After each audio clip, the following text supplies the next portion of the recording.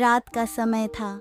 दीनापुर गांव के एक घर में बुढ़िया दादी अपने सारे काम खत्म करके जब सोने जा रही थी, तभी उसकी पोती बोली, दादी माँ, आप हमको एक परी की कहानी सुनाइए। दादी माँ बोली, ठीक है, मैं तुम्हें एक सोन परी की कहानी सुनाती हूँ।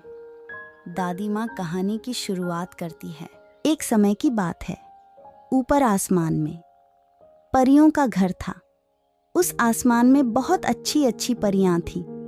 उन सब में सबसे अच्छी सोन परी थी। सोन परी दो बहनें थीं, एक सोन परी और दूसरी नील परी।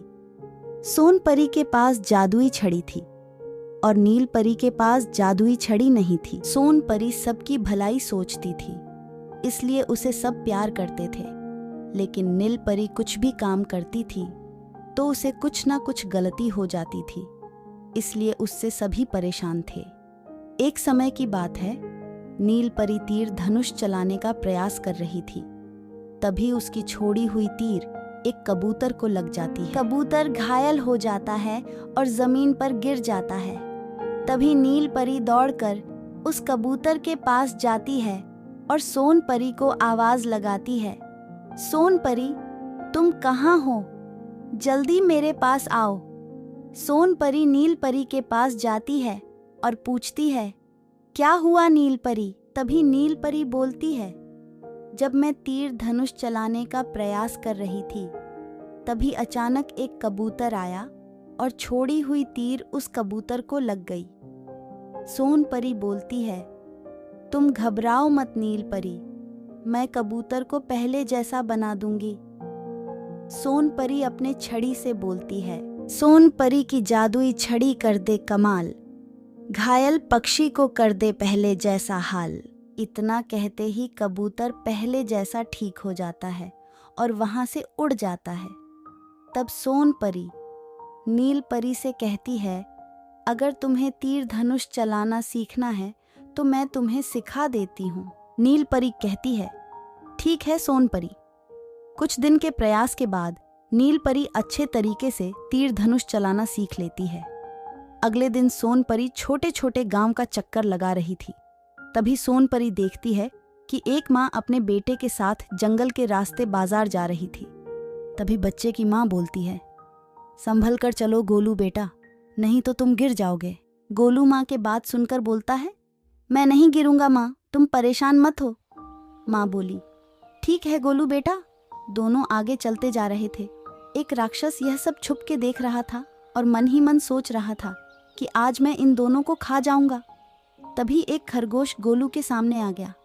गोलू बोला, माँ देखो ना कितना प्यारा खरगोश है, मैं इसको अपने साथ घर लेकर जाऊंगा।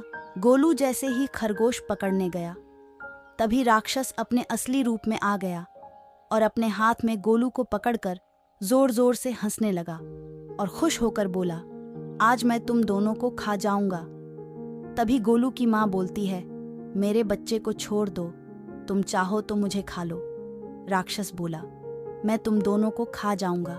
राक्षस तभी एक खरगोश का वेश बदल कर गोलू के सामने आ गया। सोन परी की नजर राक्षस पर पड़ती है। सोन परी जल्दी से राक्षस के पास जाती है और बोलती है, दुष्ट राक्षस, मेरे होते हुए तुम ऐसा कभी नहीं कर सकते।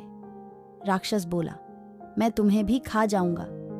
इतना बोला और जोर जोर से हंसने लगा। सोन परी अपनी जादुई छड़ी से गोलू और गोलू की माँ को सुरक्षित जगह पहुंचा देती है। राक्षस गुस्से से लाल हो जाता है और मुंह से जोर से हवा फूंकता है। हवा की झोंकों से सोन परी गिर जाती है। सोन परी उठकर अपने जादुई छड़ी से कहती है, सोन परी की जादुई छड़ी कर दे कमाल, दानव राक्षस को उतारे मौत के घाट। सोन परी का जादू राक्षस के ऊपर नहीं चलता है।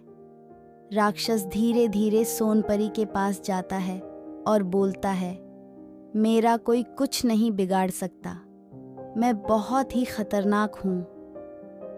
राक्षस सोन परी का जादुई छड़ी छीनकर तोड़ देता है और बोलता है, पहले मैं इस छोटे से बच्चे को खाऊंगा, बाद में मैं तुम सबको खाऊंगा।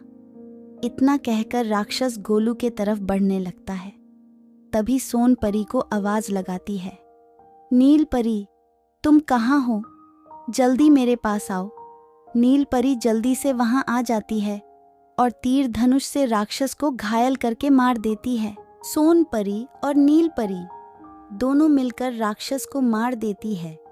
गोलू और गोलू की माँ सोन परी और नील परी का धन्यवाद करके अपने अपने घर चली जाती हैं और खुशी से अपने अपने परिवार के साथ रहने लगती है।